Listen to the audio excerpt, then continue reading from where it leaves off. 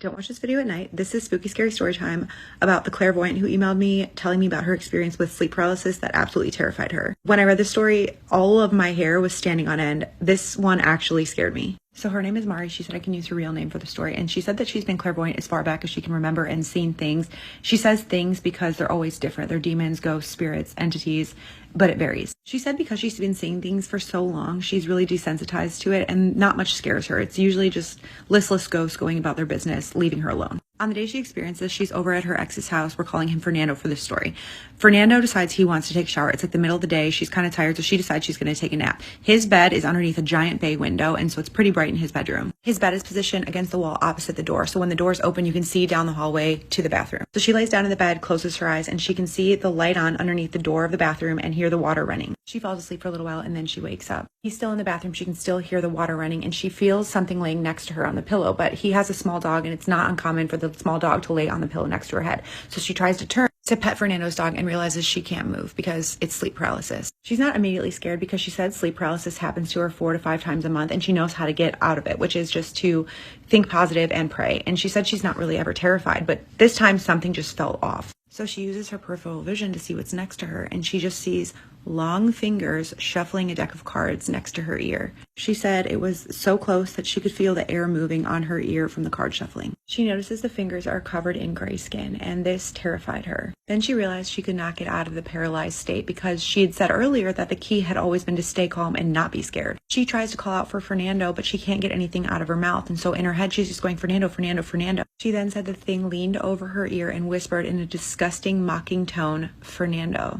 Then it laughed a small, inhuman chuckle. When it laughed, she woke up. She shot up in the bed and looked around. She said the thing had left because it didn't want her to see it in its complete form. She said this happened back in 2017, so I emailed her back and I was like, have you seen this entity again? Like, what do you think it was? And she said, after the initial fear wore off, I've thought about it more, and the only detail that I'm certain is that it was shuffling tarot cards. She said her ex lived in a townhome complex where there was always paranormal activity going on, but she said that she thinks that this thing was just passing by and wanted to mess with her, just out of pure opportunity. Mari also said that she has more experiences she's open to sharing if you guys want to hear them and like this one. Everybody else, keep sending me your spooky, scary stories, and I will keep adding them to this playlist. Do something with it. It's just money coming to me easily. Money coming in and needing me. Money coming in repeatedly. Money coming, it's just money coming. It's just money coming to me frequently. Money coming in to be with me. Money coming in secretly. Money coming, it's just money coming. It's just money coming to me always. Money coming in all day. Money coming in all pay. Money coming, it's just money coming. It's just money coming to me frequently. Money coming in to be with me. Money coming in secretly. Money coming, it's just money coming. It's just money coming to me easily. Money coming in and needing me. Money coming in repeatedly. Money coming, it's just money coming. It's just. I might be about to walk out the door for a very nice dinner with my friends, but not before I give you another spooky story. This one is from Kylie in South Dakota. This happened around 2021 in the summer. My fiance and I were walking on a path in this really nice area called Sitka Hollow. We walked this trail for quite a while. It's muggy and we are drenched in sweat from head to toe, and eventually there's a fork in a path and I take the lead and walk one way, which leads us to a really old cemetery. As I'm snooping around, Ryan is on his phone and I find some more gravestones under a bush. At this point, I notice that all the birds that were chirping go absolutely silent. There's no noise besides us messing around in the bushes. I go to push the bush back and I hear snapping like a very, very heavy animal is breaking sticks. The goosebumps are on their way. Almost like a sound cattle make when they walk over some heavily wooded areas with debris. So I slowly back up and say, Ryan, probably in the most terrified voice I have ever used. And he tells me to turn around and don't look back. It's like a fucking blanket of night had come out of this bush, and this bush was much larger than I am, and I'm about 5'7". So I'm talking another 1 or 2 feet above me, and this black fucking shadow is just extending from the bush. I have to say, I love how much this girl uses the F word. It really gives the oomph that the story needs. Ryan got a good look at it, and it quite literally swallowed the light. We fucking booked it. We ran so fucking quick like little white girls in all of the horror movies. Twisting our ankles and all, trying to get out of this fucking place. But it seems like we are just running 3 times the path we took when we came in. It was like we just couldn't get out. Then we finally round a corner and there's a man, so we slow our running to a fast walk. This man is in a white button-up long sleeve shirt. I know we are still at least 45 minutes from the car, but this man has not a bead of sweat on him. His white shirt is pristine, and it is so out of place that I make note and nod my head at him and keep walking fast. Looking at his shoes, they are also white and pristine, and we are on a fucking dirt path. And the weirdest thing was that once we rounded the corner and got out of sight of him, Ryan and I both noticed that his foot tracks are gone. We could still see our tracks from coming in, but his tracks had disappeared. Once I nod my head at Ryan about that, not saying a goddamn word, we start running again, all the way back to the car, and we do not look back. I don't know what happened or what any of that was, but it freaked both of us out so bad. We both had years of experience hiking and camping and being outdoors. And with this man's tracks, it is all just an eerie experience. I'd shit my pants. I would have ran and also twisted an ankle. I hope you enjoyed your spooky story. Time for another spooky story in bed, and this one gave me goosebumps twice, so buckle up. My oldest daughter is 13 now. This story starts back when she was 1 and 2. We moved into a new house. Night 1, weird stuff started happening. The first night here, she was still in her crib, and she woke up screaming and crying. I ran into her room, and she was standing in her crib, pointing at her dresser, screaming, "Bad man, bad man." Ugh. Her dresser had a giant mirror attached to it. I just assumed that she had seen her own reflection, or that maybe it was normal to freak out her first night in a new house. She refused to go back to sleep in her bed, so I let her sleep with us. This continued almost every single night for a few months. She would wake up screaming, "Bad man," or "He's gonna get baby." She would go to sleep in her room, but always end up in our bed because she would wake up screaming. I would show her that no one was in her room and there was nothing to be afraid of. Until one night she was screaming, "Bad man hurt baby." She had 3 large scratch marks down her back, bleeding, and a very visible fresh bite mark on her arm. I mean, I could make out each tooth, and we did not have animals. She rarely slept in her bed after that night, but almost every time she would, she'd wake up screaming with a new bite mark or scratches and bruises. We researched the house and didn't find anything or that anyone had died there. Then one night, we were all fast asleep. We both woke up because we felt that someone was sliding into the bed between us from the foot of the bed. We both felt hands sliding up our legs and felt a grown person pushing their way in between us. It physically pushed us both to the side. Then we heard a man's voice. We couldn't make out the words, but agreed that it was a deep man's voice. We ripped the blankets off and turned on the lights, and nothing was there. We checked on my daughter, and she was standing in her bed staring at the mirror, not crying or making a single sound, just staring at the mirror. Freaked us out big time. We took out the mirror and put it outside to be trashed in the morning. Never had anything else creepy happen after we got rid of the mirror. So whatever it was clinging on to that stupid mirror. That's insane. That's literally insane and so sad for her baby. Now remember, these are your stories. There's a link in my bio where you can submit your spooky story. I have had over 200 submissions, so it's going to take us a long time to get through them, but because it is the week of Halloween, I'm going to post one every night this week. Hey, are you busy? Because I have a creepy nanny story for you. This person wants to be kept confidential, but her story's crazy. When I took the live-in nanny job with the Thompsons, I thought I'd lucked out. Mrs. Thompson was polite but busy, wrapped up in her own world, and their 2 kids were super sweet. Although Mr. Thompson was kind of off. At first I thought I was imagining it. He'd linger in doorways or I'd feel his eyes on me from across the room. Once I found him in the kids' playroom, supposedly looking for something, but he just stared at me like a little too long. I shrugged it off, told myself I was just being paranoid. But then I started finding things moved around my room, a sweater folded wrong, my toothbrush damp before I'd used it. I don't know why my gut just told me it was him. Oh my gosh. I would freak. There's nothing worse than a creepy guy. One night I woke up to a sound and saw that my door was open a little bit and heard footsteps going back down the hall. Creepy! The next day I asked the 2 kids about it, but they knew nothing about it, hoping that maybe they just needed something but didn't want to wake me up. But that night, I locked my door and couldn't sleep. The next morning, without saying goodbye, I packed up my stuff and left. The next day, I got a message from a random number saying, "I'm sad you left. I was just starting to enjoy having you around." I would be so creeped out. I would not be able to sleep, and I would have done the same thing and left. I feel like having someone mean is better than having someone creepy. So glad you got out of there, and I'm so sorry that happened to you. So I used to live in a haunted house, and a lot of people don't believe me when I say that, but my mom and dad bought a house back in 1968. It was built in 1966 in New Jersey, and they were like the first owners of the house. So the neighborhood itself was supposedly built on top of a burial ground, or an Indian burial ground, and they said a lot of activity was happening throughout the neighborhood, and a lot of the houses, when they used to talk to their neighbors, they shared a lot of the same stories. So my mom and dad also experienced a lot of things like mimics and poltergeists and things to that extent in this home, but they didn't want to move because it was a brand new home.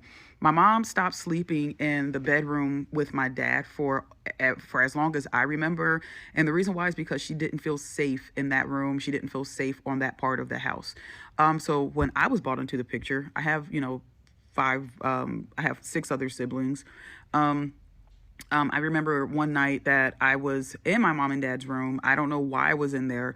My mom had just got home from work. She was OCD, so she was mopping. My dad was at work, and I was in their room for whatever reason. I was just playing with their stereo system. Behind the stereo system, there was a wall mirror, and I just remember playing at the stereo system, looking up, and my mom was standing behind me. I could see her in the mirror, but my mom wasn't wearing anything. And when I mean she wasn't wearing anything, I mean she was completely not wearing anything.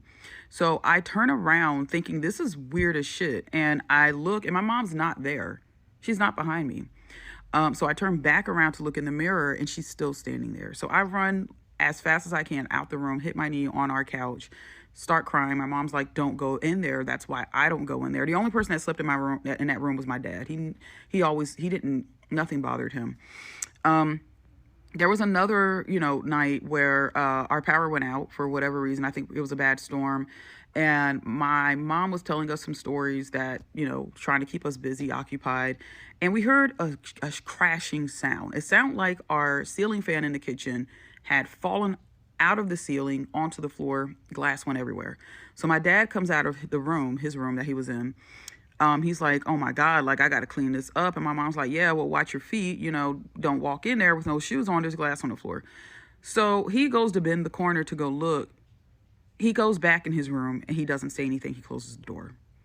And my mom's like, are you going to clean up the glass? Are you going to clean it up? And he's like, I'm not finna go in there. So my mom's like, why aren't you going in there? So she gets up, she goes and looks in the kitchen, and there's nothing on the floor. Nothing at all. We used to hear books slamming in the upstairs room. We all slept, like me, my mom, my brothers, all of us slept in the living room because we were so afraid of that house. My mom didn't want to move. My dad didn't want to move. They bought the house. They were trying to sell it. We used to hear books slamming, just like all throughout the night. You would hear, like, it sounded like someone was taking a textbook and just slamming it on the floor as hard as they could. Some nights we would hear in the kitchen, like someone was clanking pots and pans, spoons and forks. And my mom would say, don't look in the kitchen, just ignore it and go to bed, ignore it and go to bed. And she would say something to the extent of, God will protect us and, whatever's, I forgot what the sayings go, but she would say it and it'll eventually stop. But I don't play about that stuff. I have a lot of stories, and this went on for as long as I can remember in that house. I remember when we moved, I felt so at peace. It was still a little bit of a traumatic experience to try to sleep in a new home we moved into, because we moved from Jersey to Georgia. But I'll never forget that. I'll never forget it. I vividly remember when I was a kid and my mom woke me up one night and she was like jumping out of her sleep, like crying, screaming or whatever. And me and my brothers was mad scared because we didn't understand what was going on. So she called my aunt and she's on the phone screaming and she's saying that somebody passed away. Somebody passed away, right? Mind you, we were all napping together. Me, her, my brothers, we were all asleep. My mom jumped out of her sleep screaming and crying, saying somebody passed away. First person she called was my aunt. She's on the phone. My aunt, all I could hear her saying is like, he died. He's not here no more. He died. So my aunt is like on speaker and my aunt is like, who? Linda, what are you talking about? So my mom is like, he died. I'm telling you, he swallowed his tongue. He died. So my aunt ends up coming downtown and we all get dressed and we get in a cab and we go to my cousin's house, which is the person that she was talking about. So basically we pulling up to like where my cousin is at, the one that my mom had the dream about, and we can't even get like in the block because the whole thing is yellow taped off. It's cops out there, it's ambulance out there, everything.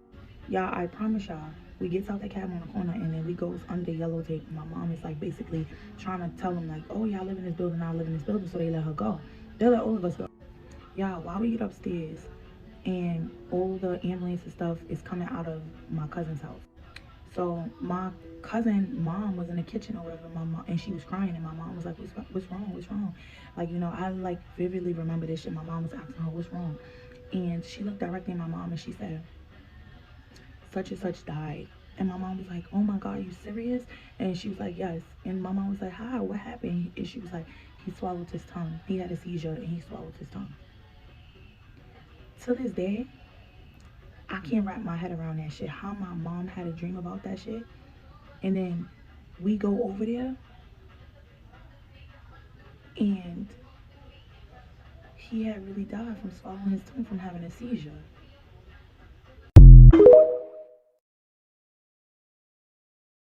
I grew up in a haunted house, and these are my stories.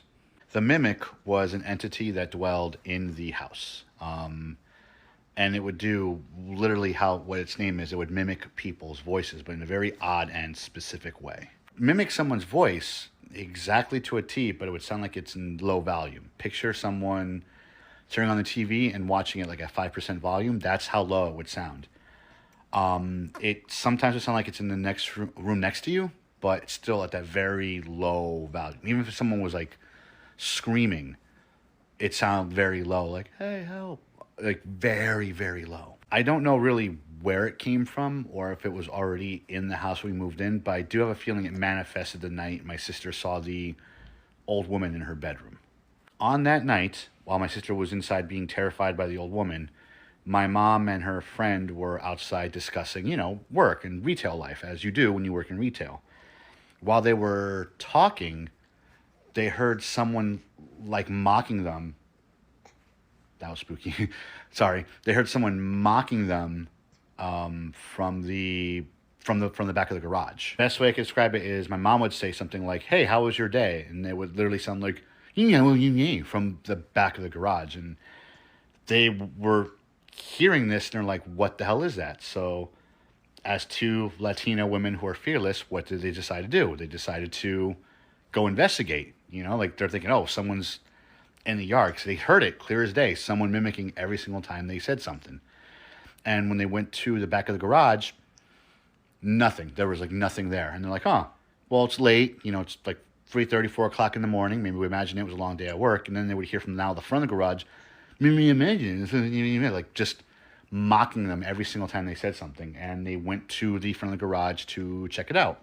Now, you could say it was being a distraction because my sister was by herself upstairs with the old woman, and my mom and her friend didn't go back into the house until they heard my sister scream and then describe what she saw, which was the old woman, the story from yesterday. As I said, I don't know where it came from. It may have manifested itself that night. It may have been brought from the forested area with the old woman. I don't know. But I do know that's the first time we encountered it, and we encountered it many more times after that. But that is the story of the mimic. Let me know what you guys think, and I'll have another story for you tomorrow.